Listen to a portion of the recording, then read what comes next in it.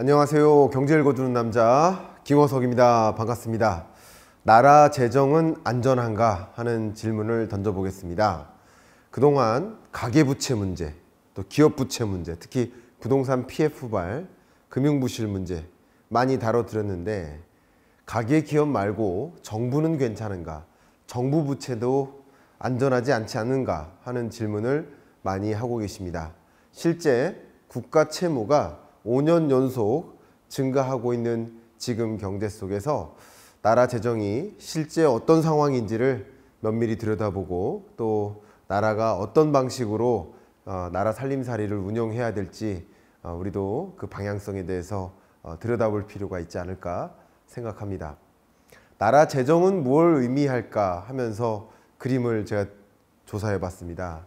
보시는 것처럼 우리는 가계의 구성원으로서 혹은 기업의 구성원으로서 경제의 3대 주체로서 여러 가지 삶을 영위하는 것이죠.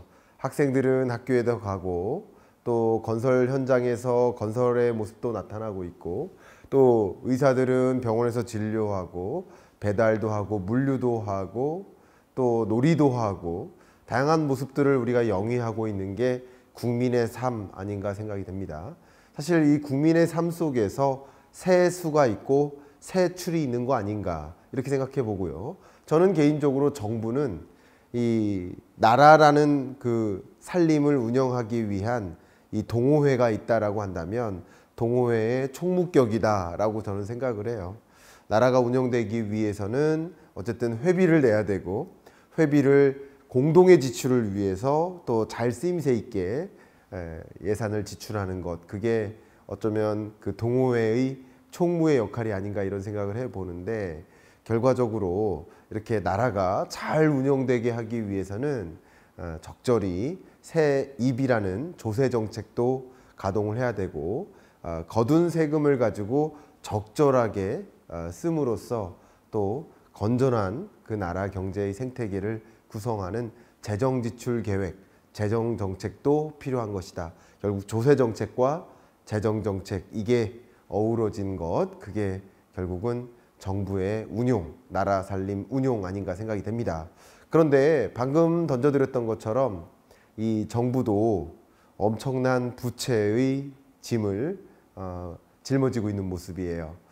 부채를 짊어지고 있다 보니까 사실 부채가 없으면 나라가 지속 가능하게 잘 성장할 수 있는데 또 선순환할 수 있는데 정부가 또 부채를 많이 끌어다 쓰고 있다 보면 그 다음 살림살이를 위해서 확장적인 재정 지출을 하기도 어렵고 여러 가지 경제에 부실 문제가 있다라고 한다면 약한 고리가 있다 한다면 그걸 잘 메꾸는 것이 또 역시 정부의 노력일 수 있는데 그런 노력도 적극적으로 할 수 없는 모습이지 않나 이런 생각을 해봐요.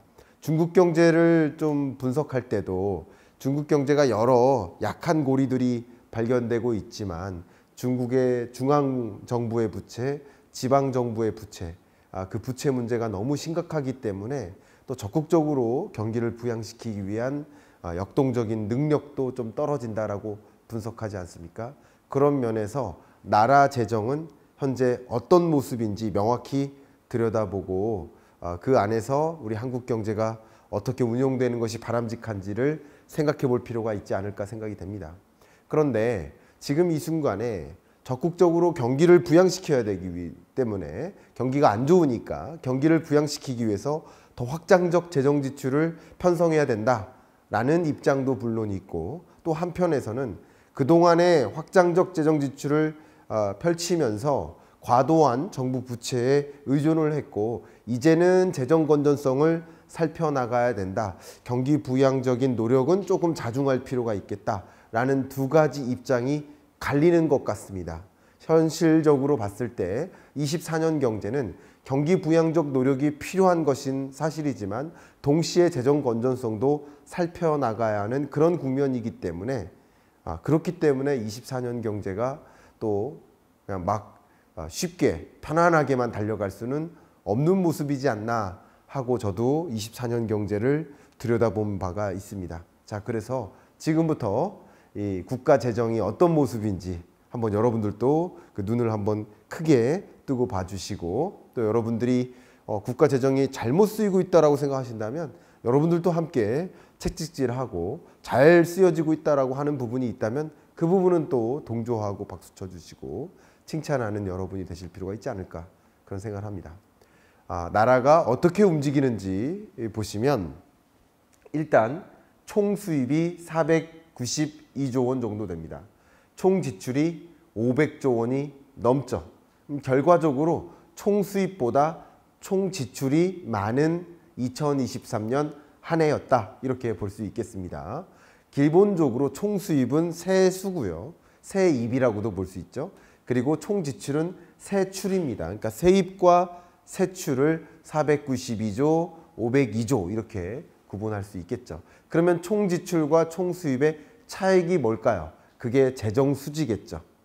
예를 들어서 수출액과 수입액을 차감하면 그게 무역 수지인 것처럼, 그죠?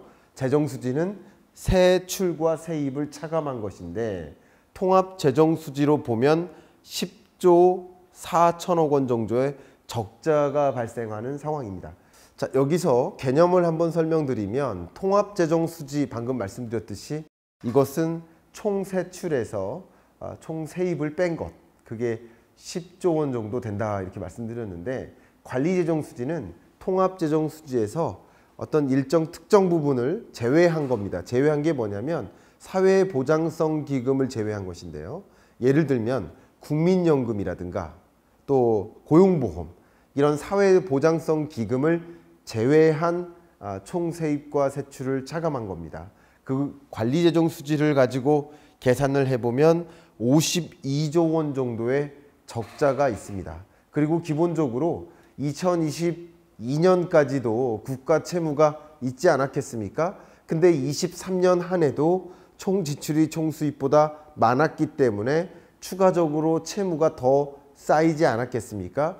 그래서 국가 채무는 누적 1105조 원가량 됩니다. 이게 우리나라의 국가 채무입니다. 그러면 구조적으로 봤을 때 가계부채가 대략 한 2천조 원, 그리고 국가 채무가 1100조 원 정도, 그리고 기업부채 정도가 뭐 대략 한 2000조 원, 2700조 원 요 정도 계산을 하면 되겠죠.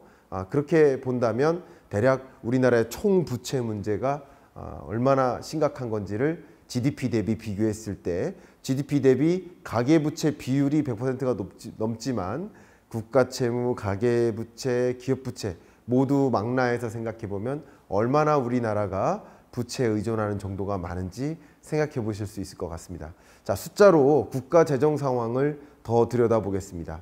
재밌게도 2017년, 18년까지는 총 수입이 총 지출보다 많았습니다.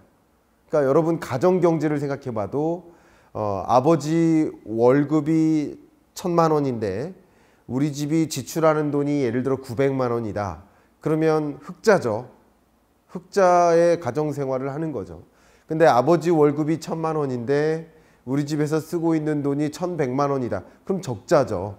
그러니까 17년, 18년까지는 흑자 재정을 펼쳤던 겁니다. 어쨌든 총 수입액을 생각했을 때 그거보다 덜 지출하자 하는 움직임을 해왔던 거예요. 그런데 2019년부터는 확장적 재정적 지출을 펼치고 그러면 그만큼 국가 채무가 늘어나는 구조죠.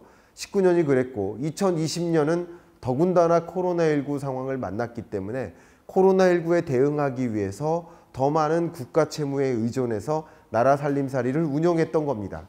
근데 19년, 20년 적자 재정을 펼쳤는데 21년에도 22년에도 코로나19라는 숙제가 해결되지 않았기 때문에 역시 확장적 재정 지출을 펼쳤던 것입니다.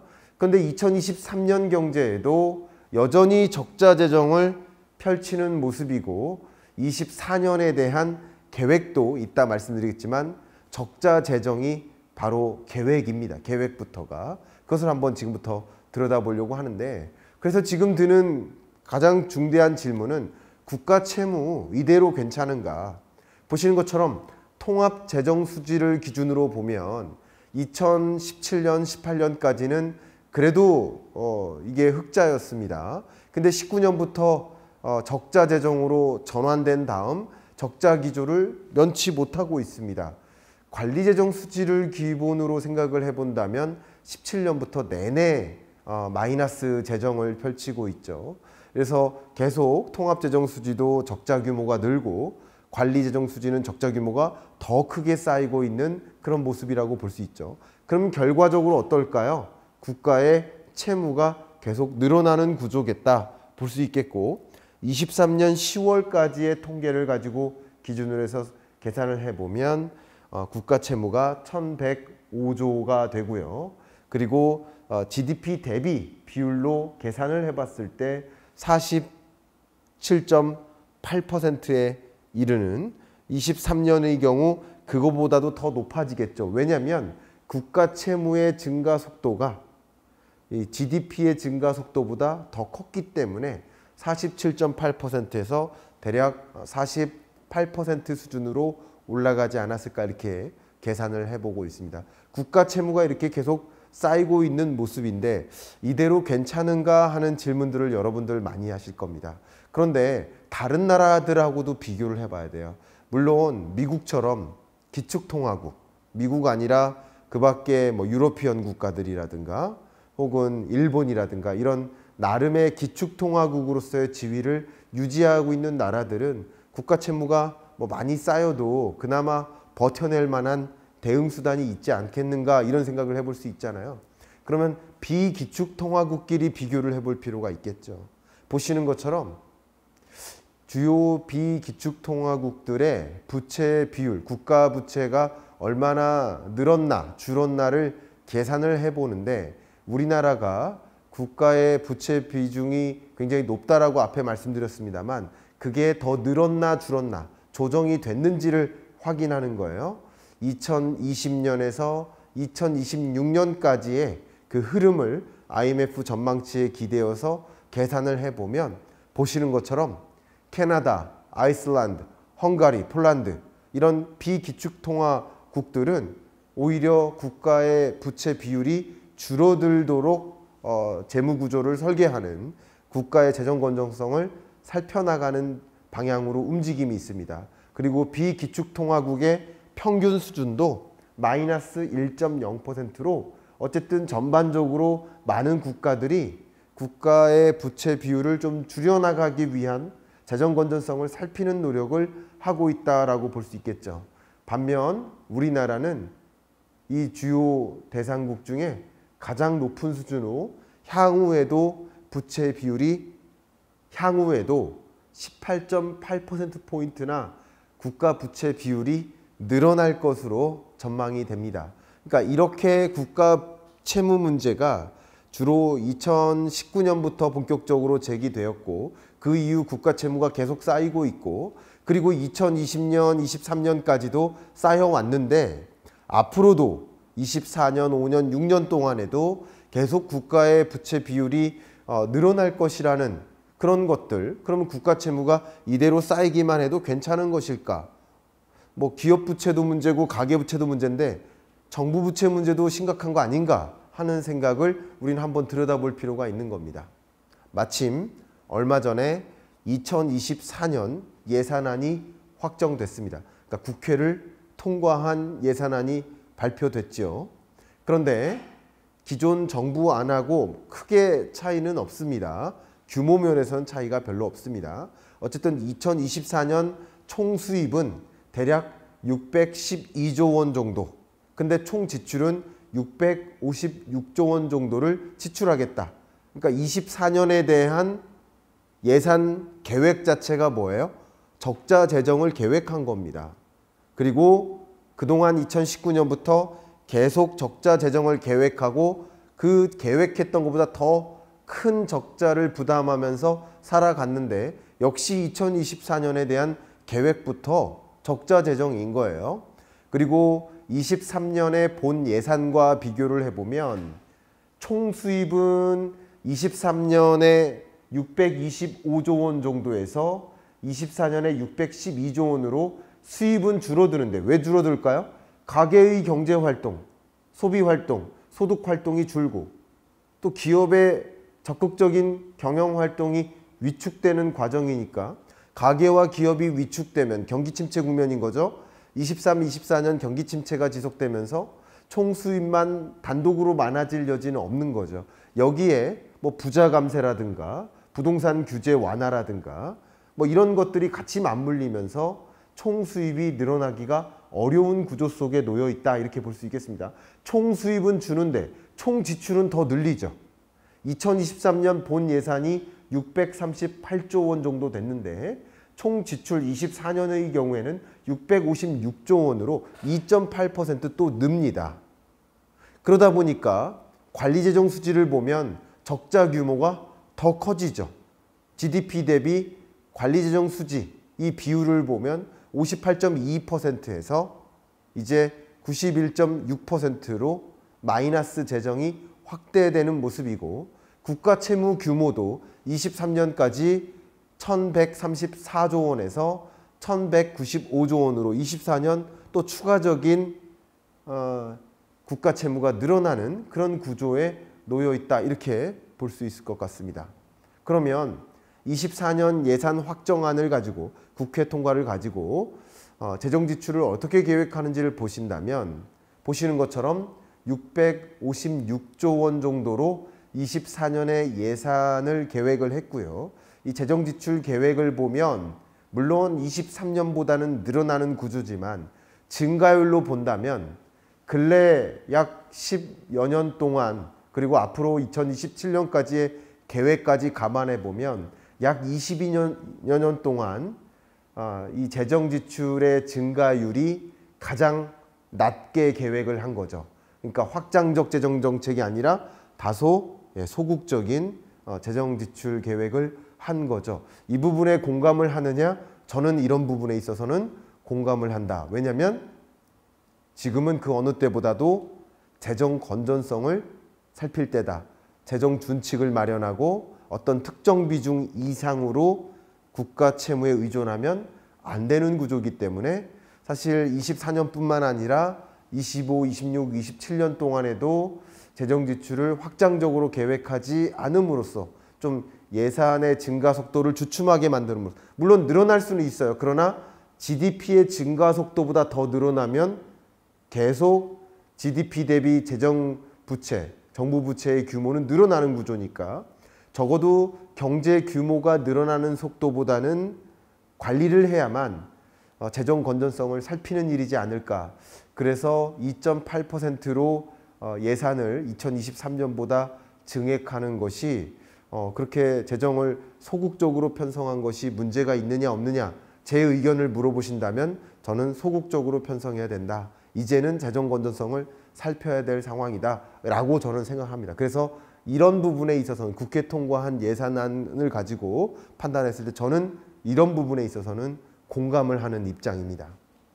왜냐하면 앞서 말씀드렸던 것처럼 그렇지 않으면 국가 채무가 더 늘어날 것이기 때문에 지금도 국가 채무가 GDP 대비 50.4%에 달하는데 지금 이대로의 계획만으로도 다소 확장적이지 않은 소극적인 재정정책을 펼칠 것을 근거로 전제로 해서 들여다봐도 국가 채무 비율은 앞으로도 상승할 것으로 전망이 되기 때문에 재정 준칙을 세우고 우리가 관리 가능한 수준의 정부 부채 의존을 해야 된다라는 견지에서는 이제는 재정 건전성을 살필 일이다. 지금은 말 그대로 코로나19 위급 상황은 아닌 거거든요.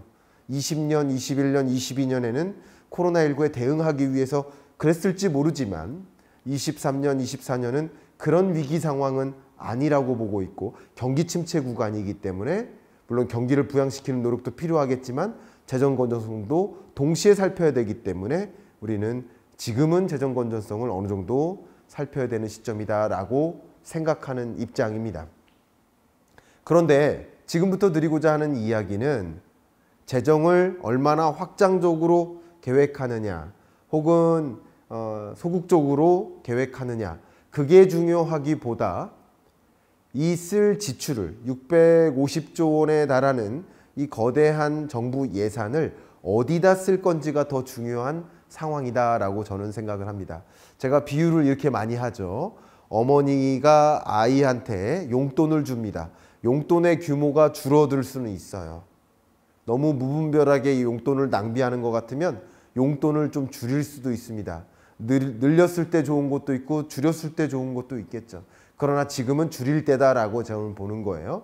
자, 그런데 용돈의 규모가 얼마인가가 중요한 것이 아니라 그 용돈을 어디에 쓰는가가 더 중요하다. 저는 그런 입장입니다.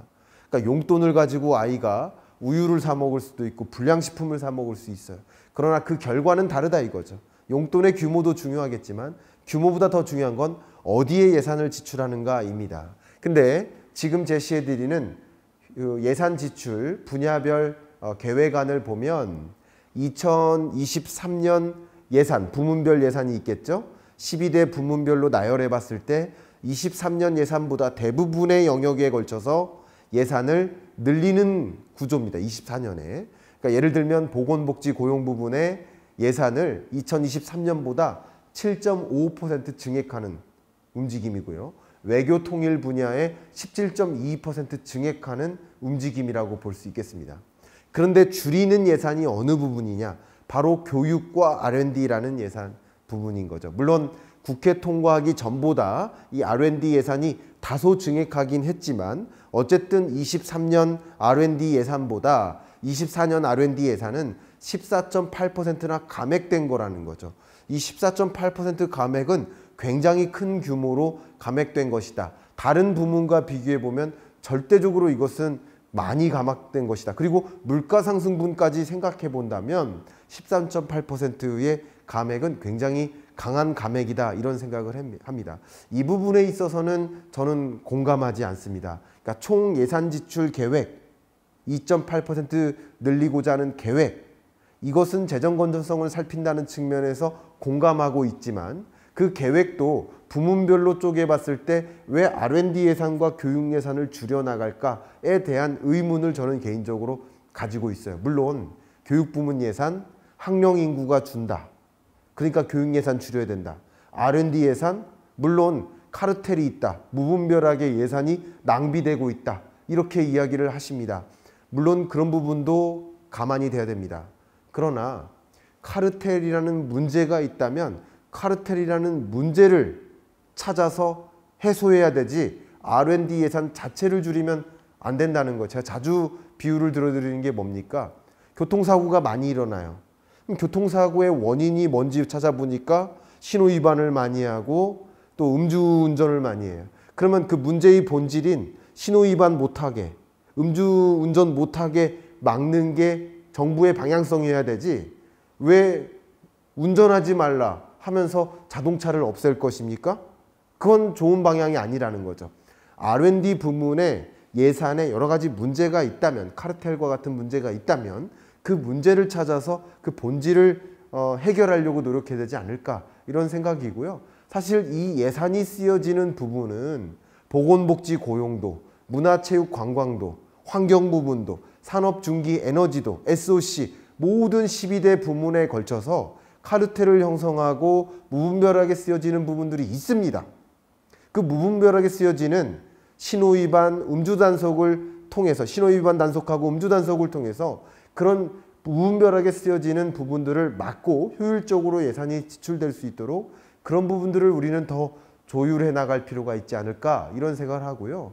반대로 인구 감소한다, 학령 인구가 준다. 하지만 한 명 한 명의 우리 청년이 한 명 한 명의 생산 연령 인구가 더 많은 생산성을 가져오기 위해서 교육 부분을 혁신하고 교육혁명을 이루고 초중등 교육 자체를 완전히 혁명적으로 이루고 대등교육도 마찬가지, 대학교, 대학원 여기에 우리에게 필요로 하는 수많은 인재들이 정말 산업에서 요구하는 그런 인재들이 역량을 갖춘 그런 인재들이 더 많이 양성될 수 있도록 하는 그 대학교, 대학원 교육과정을 또 혁명적으로 이뤄나가는 게 지금 이 순간에 필요한 것이 아닌가. R&D도 마찬가지입니다. 우리 한국 경제가 이대로 뒀다가는 그냥 저성장으로 내려갑니다.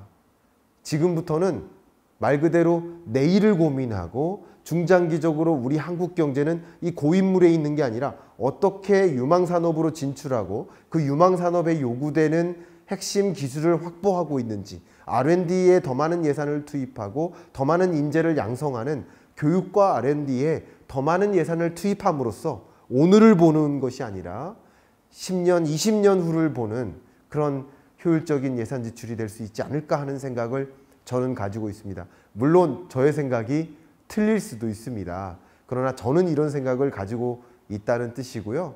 여러분들도 더 훌륭한 의견들 모아주셔서 뭐 24년 예산안은 이미 결정이 내려졌지만 24, 25, 26년 우리가 한두 해 살 것이 아니기 때문에 앞으로 미래를 생각해서라고 한다면 우리 한국 경제를 위해서 어떤 부분에 더 효율적으로 예산이 지출될 필요가 있는지를 함께 의견을 공유해 주시고 함께 좋은 나라 살림 운용을 위해서 정부가 잘 이루어 나갈 수 있도록 방향성을 가져갈 수 있도록 여러분들이 목소리를 내서 좋은 방향으로 이렇게 안내해 주시면 어떨까.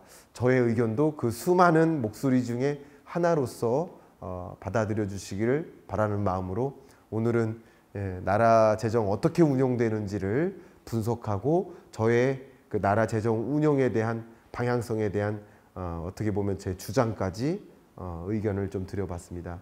오늘 도움 되셨길 바라고 24년 한 해 멋지게 시작하길 바라는 마음으로 이만 경제 읽어주는 남자 마무리하겠습니다. 감사합니다.